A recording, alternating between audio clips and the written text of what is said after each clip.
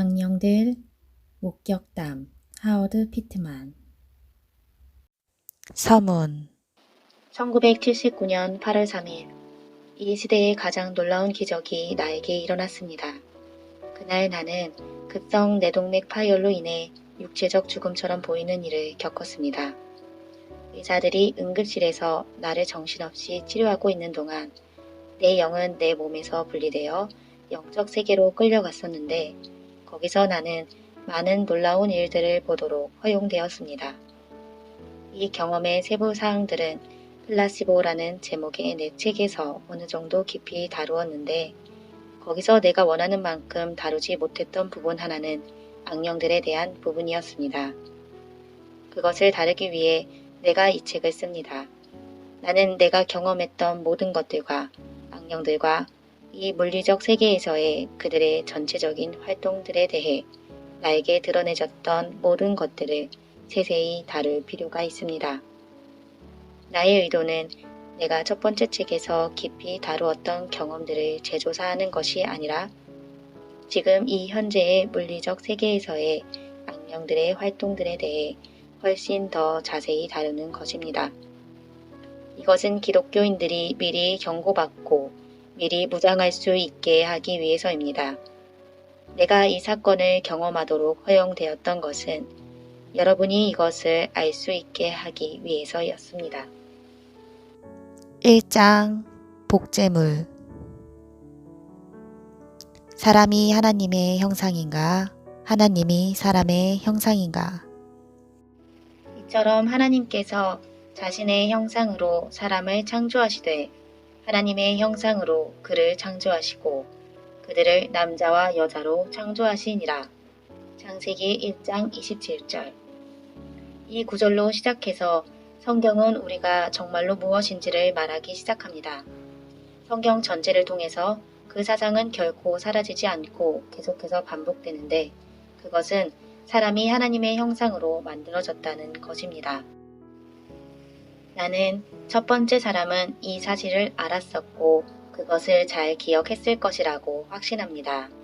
이것이 성경에서 반복적으로 말하는 중요한 사실이기 때문에 현대인도 역시 이것을 알아야 하지만 그렇지 못합니다. 왜냐하면 사람이 자신이 정말 누구인가에 대한 지각을 오래전에 잃어버렸기 때문입니다. 오늘날의 사람이 하나님의 형상으로 만들어졌다는 창조 이야기를 보거나 들으면 그는 사람처럼 생긴 하나님의 그림을 마음에 떠올립니다. 이렇게 함으로써 사람은 창조 이야기를 하나님이 사람의 형상으로 만들어졌다고 말하는 것으로 바꾸어 버립니다. 이것은 아주 슬픈 일인데 이보다 더 진리에서 동떨어진 것은 없을 것이기 때문입니다. 우리가 정말로 무엇인지 알려면 우리는 하나님이 정말로 무엇인지를 알아야 합니다. 성경은 하나님에 대한 불변의 세 가지가 있다고 말합니다. 1. 그는 영이십니다. 2. 그는 보이지 않으십니다. 3. 그는 불멸의 존재입니다. 그러므로 우리가 하나님의 형상으로 만들어졌다면 우리는 영이고 보이지 않고 불멸의 존재입니다. 성경 전체를 통해 이것이 반복되므로 이것은 진실된 진술입니다. 인간의 진정한 형상은 보이지 않는다. 만일 우리가 성경을 받아들인다면 우리는 우리가 하나님의 형상으로 만들어졌다는 것을 부인할 수 없습니다. 그렇다면 진짜 우리는 하나님의 형상이고 세상에 나타나는 육체적인 형상은 우리의 진정한 형상이 아닙니다. 왜냐하면 우리의 진정한 형상은 보이지 않으니까요. 우리의 육체적 형상은 이 세상에만 국한되어 있습니다. 반면에 우리의 진정한 형상은 육체적인 눈에는 보이지 않고 영적 영역에 있을 때에만 보여질 수 있습니다. 사람은 하나님의 복제물이다. 만일 우리가 하나님의 형상으로 만들어졌다면 우리는 무엇일까요? 웨스터 사전은 형상을 사람이나 사물의 형태의 복제 또는 모방, 정확한 초상 또는 외관이라고 정의합니다. 만일 우리가 하나님의 정확한 초상이라면 우리는 복제물입니다. 복제물은 복제되는 것의 모방 또는 정확한 초상이니까요. 사람은 삼위일체이다. 이제 우리가 복제물이고 우리의 창조주의 정확한 초상이라는 것을 알았는데 그렇다면 그것은 우리 모두가 서로 거울에 비치는 상이라는 뜻일까요? 그것이 영적으로 우리가 모두 비슷하게 생겼다는 뜻일까요? 하나님이 사람을 창조했을 때로 돌아가 봄으로써 그것에 대한 답을 찾아봅시다. 처음 창조되었을 때에 모든 영들은 창조주의 복제물이었습니다. 그러나 하나님은 그 복제물에게 혼을 주심으로써 두 번째 차원을 첨가하셨습니다. 혼은 영으로서의 우리의 존재를 개인으로 만들어주는 부분입니다. 혼과 함께 주권적 의지를 행사하는 사람의 능력이 왔습니다. 주권적 의지는 복제되어진 결과로서 온 속성입니다. 혼이 없이는 사람이 주권적 의지를 행사할 수 없습니다. 물리적 세계에서 우리는 혼이 사람의 인격으로서 육체적 몸을 통해 반영되는 것을 봅니다. 같은 인격 또는 혼을 가진 두 사람은 절대로 없습니다. 이것으로부터 우리는 사람이 영, 혼, 육을 가진 삼위일체라는 것을 봅니다. 이 세상에서 살아있고 숨쉬는 모든 다른 동물들은 삼위일체가 아닙니다. 그들은 단 두 가지 차원으로만 이루어져 있는데 육과 혼만 있고 영은 없습니다. 인류에게는 혼이 영에 속해 있고 육에 속하지 않았습니다. 사람의 육이 죽을 때 영은 혼 또는 인격을 간직합니다. 그러나 이 세상의 다른 동물에게는 그렇지 않습니다. 동물들의 혼은 육에 속해 있어서 동물들의 육이 죽을 때 혼도 함께 죽습니다. 인류는 창조 중 유일하게 하나님의 형상으로 만들어진 부분입니다. 그러므로 사람의 영과 혼은 결코 죽지 않습니다. 사람의 혼과 영은 불멸하다. 하나님이 불멸하시듯 인류도 불멸합니다. 우리는 결코 존재하는 것을 멈추지 않습니다. 성경은 하나님이 항상 존재하셨고 항상 존재하실 것이라고 말합니다. 우리가 그분의 복제물이므로 우리도 역시 항상 존재할 것입니다. 성경은 이 사실을 말하고 있으며 또한 이 불멸의 하나님의 형상을 위해 준비된 장소도 있어 왔다고 말합니다. 불멸의 사람은 그 준비된 장소에 있을 것입니다. 사실상 불멸의 인간이 존재하도록 준비된 영원한 장소가 두 곳이 있습니다. 이런 사실은 우리가 삶이라고 부르는 이 육체적 몸속에서의 짧은 거주의 목적이 무엇인지에 대한 질문을 가져옵니다. 사람은 영원히 거주할 장소를 선택한다. 사람의 영은 이 짧은 삶 속에 있을 동안 자신이 어디에서 영혼을 보내기 원하는지에 대한 선택을 해야 합니다. 성경은 우리에게 그 두 곳에 준비된 영혼의 장소들이 매우 다르다고 말합니다. 사람의 불멸의 영은 지금 이 삶에서 자신이 한 선택을 바탕으로 그 두 곳 중에 한 장소에서 영혼을 보내게 될 것입니다. 사람의 영이 부분적으로는 한 곳에 그리고 부분적으로는 다른 곳에서 살게 되지는 않을 것입니다. 사람의 영이 죽음에 의해 육체적 몸을 벗어났을 때 그 영은 즉시 이 두 장소들 중에 하나로 가게 될 것입니다. 그 영이 어디로 가든지 간에 거기에 영원히 남게 됩니다. 성경은 이 장소들 중 하나를 천국이라고 부르는데 물론 그곳은 최고의 장소입니다. 두 번째 장소는 성경이 지옥이라고 부르는 곳인데 그곳은 최악의 장소입니다. 사람에게는 오직 두 가지 길밖에 없으며 사람이 자신의 길을 선택한다. 성경은 더 나아가 이 물리적 세상에서 사람이 걸어가도록 놓여진 길은 두 가지밖에 없다고 말합니다. 이 길들 중에 하나는 하나님에 의해 놓여졌습니다. 그분은 자신의 거룩하신 말씀을 통해 모든 사람들에게 천국이라고 불리는 곳으로 인도하는 이 길을 통해 자신을 따르라고 말씀하십니다. 다른 길은 사탄에 의해 놓여졌고 하나님께서 자신의 말씀에서 그 길을 따르는 사람들은 지옥에 이르게 될 것이라고 말씀하셨습니다. 당신이 어떻게 생각하든지 간에 이것들이 이 육체적인 삶에서 여러분이 가진 유일한 두 가지의 선택입니다. 당신이 어떤 선택을 하던 간에 당신의 주권적 의지로 선택할 것입니다. 만일 당신이 하나님의 길을 선택한다면 당신이 그것을 알 것입니다. 그러나 당신은 사탄의 존재를 인정하지 않으면서도 사탄의 길을 선택할 수 있습니다. 보이지 않는 영적 존재가 사람의 선택에 영향을 미친다. 성경은 천국이 기쁨의 장소라고 말합니다. 그리고 지옥은 영원히 지속되는 형벌의 장소입니다. 만일 사람의 불멸의 영이 기쁨의 장소 또는 형벌의 장소에서 영혼을 보낼 선택을 할 수가 있다면 왜 모두가 기쁨의 장소를 선택하지 않는 걸까요? 이 질문에 대한 답은 그리 간단하지 않습니다. 왜 그럴까요? 왜냐하면 인간의 불멸의 영이 그 선택을 하는 데에 영향을 끼치려고 밤낮으로 일하는 엄청나게 많은 수의 보이지 않는 영적 존재가 있기 때문입니다. 그 보이지 않는 영적 존재들이 바로 우리가 이 책에서 논하고자 하는 것입니다. 우리는 그들이 어떻게 사람이 선택하는 데에 영향을 끼치는지를 논할 것입니다.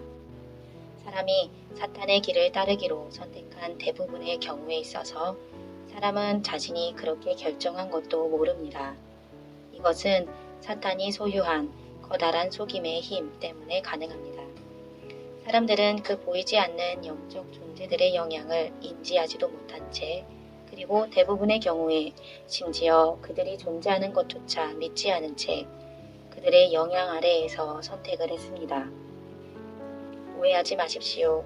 그 보이지 않는 존재들은 정말로 존재합니다. 일부는 악하고 사탄과 함께 일하고 다른 일부는 선하고 하나님을 위해 일합니다. 그들은 실제하며 양쪽 편에서 존재합니다. 우리가 하나님의 길을 따르는 것을 돕기 위해 있는 이들은 수종드는 영들 또는 천사라고 불리고 사탄의 길에 사람을 유지시키도록 돕는 이들은 악한 영들 또는 마귀들이라고 불립니다. 이 악한 영들 또는 마귀들이 우리가 이 책에서 살펴볼 자들입니다. 이제 삼위일체인 사람의 다른 면, 즉 보이지 않는 면을 살펴봅시다. 창조주 하나님이 보이지 않듯이 그분의 복제물인 사람의 영도 그렇습니다. 사람의 불멸의 영에게 형태와 모양이 있음에도 불구하고 이 사람의 영은 육체적인 눈으로는 볼 수가 없습니다. 영은 영과 의사소통할 수 있지만 영은 매개체로서의 육을 통하지 않고는 육과 의사소통을 할 수 없습니다. 영이 육에서 떨어져 나갔을 때는 다른 영들을 볼 수 있고 의사소통도 할 수 있습니다. 영은 물리적 세상의 사물들을 보고 들을 수 있지만 육체적 몸을 통하지 않고서는 그 세상과 의사소통을 할 수가 없습니다. 영들은 육을 통해서 세상과 접촉한다.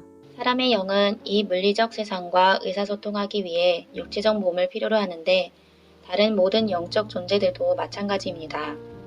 영적 존재들이 육체적 존재들에게 분명하고 간결한 의사소통을 할 수 있도록 열려있는 유일한 길은 육체적 몸을 통하는 것입니다.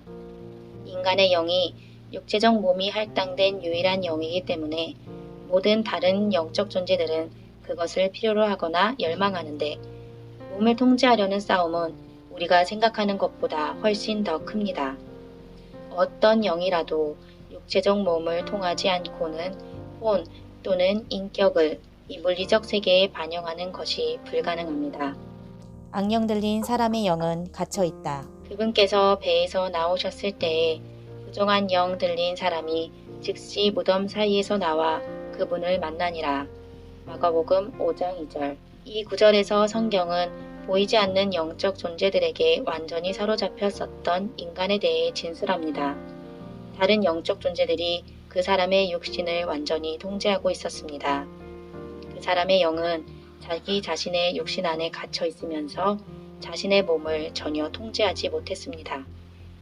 그 사람의 영은 자신의 육신 안에서 감금되어 있었기 때문에 이 물리적 세상에게 의사소통을 할 수가 없었습니다. 이 진술을 자세히 읽어보면 그 육체적 몸에서 반영된 인격이 그 안에 있는 실제 영의 인격이 아니라는 것을 알게 됩니다. 예수님께서 침입해 있었던 악령들을 쫓아내셨을 때는 그 사람의 실제 영이 그 몸을 통해 반영될 수 있었습니다. 그 몸에 실제 영이 너무나 심하게 갇혀 있었기 때문에 그 미치광이는 몸을 통해서 말조차 할 수 없었습니다. 심지어 말하고 있는 것조차도 침입해 있는 영들 중에 하나였습니다. 그 악한 영들이 쫓겨나간 후에 이 사람은 완전히 새롭게 보였습니다. 그러나 그는 같은 사람이었습니다. 단지 이제는 실제 영이 자신의 육신을 완전히 통제하고 있었던 것입니다. 악령 들린 자의 영은 도움을 요청할 수 없다. 그 몸속의 실제 영이 어떤 도움이라도 받을 수 있는 유일한 방법은 밖에서 나옵니다. 이 개인은 너무나 완전히 사로잡혀 있어서 도움을 요청할 수도 없었습니다. 여기에 배워야 할 아주 중요한 교훈이 있습니다. 많은 경우 우리는 그 사람이 사로잡혀 있고 도움이 필요하다는 것을 오직 육신의 행동을 통해서만 알 수 있습니다. 예수님은 이 개인의 역경을 인식하셨고 즉시 그 악령들을 쫓아내셨습니다. 악령 들리는 두 가지 이유. 이 사람이 어떻게 악령에 사로잡혔는지를 살펴봅시다. 악령들 또는 악한 영들은 오직 두 가지 방법으로만 사람을 사로잡을 수 있습니다. 첫 번째 방법은 인류가 악령 들리는 90%의 경우에 해당하는데 이것은 인류가 의지적으로 악령 들리는 것을 허용하는 것입니다. 이것을 더 간단히 말하자면 인간들 속의 모든 악령들의 활동 중 90%의 경우에 그 몸 안에 거하는 그 사람 자신의 영이 악령들이 들어오도록 허용을 했다는 것입니다. 그러나 거의 모든 경우에 그 악령들 또한 악한 영들은 그 개인에게 들어오기 위해서 거짓말과 교활한 속임수를 사용하고 그것들을 통해 일합니다. 이것은 그 사람의 주권적 의지가 낮아졌었고 그가 그 악령들이 들어오도록 허용해야 했다는 뜻입니다. 사람이 자신의 창조주가 가진 것과 같은 종류의 주권적 의지를 가진 하나님의 형상으로 만들어졌기 때문에 아무도 그 의지를 위반하거나 범할 수가 없습니다. 나중에 논하게 될 아주 특별하고 드문 상황이 존재하지 않는다면 말이죠. 악령이 들어오려면 사람의 주권적 의지를 통해야 한다. 사람이 자신의 주권적 의지를 낮추고 악령에 사로잡히는 것을 허용할 때 하나님의 천사라고 알려진 보이지 않는 선한 영들은 사람이 의지적으로 사로잡힘을 허용했기 때문에 그를 도울 수가 없습니다. 하나님의 천사들은 사람을 돕기 위해 있지만 그 문제에 있어서 사람의 의지를 위반할 수는 없습니다. 악령이 들리게 되면 성경의 마가복음 5장에서 나오듯이 사람은 이제 포로가 되어서 도움을 요청할 수조차 없게 됩니다. 마가복음 속의 그 사람은 자신이 그것을 허용했었기 때문에 악령 들렸었다는 것을 기억하십시오. 이 악한 영들이 그에게 거짓말을 했었다 해도 그는 그 거짓말을 믿도록 강요되지는 않았습니다. 그는 그것을 믿기로 선택을 한 것입니다. 이런 종류의 악령 들림에 대한 드문 예외는 10% 이내의 경우에서 발견되는데 오직 하나님의 특별한 허락에 의해서만 일어납니다. 이런 종류의 악령 들림은 오직 특별한 경우에 특별한 목적을 위해서만 허용됩니다. 이것에 대해서는 이 책의 나중장에서 자세히 논하겠습니다.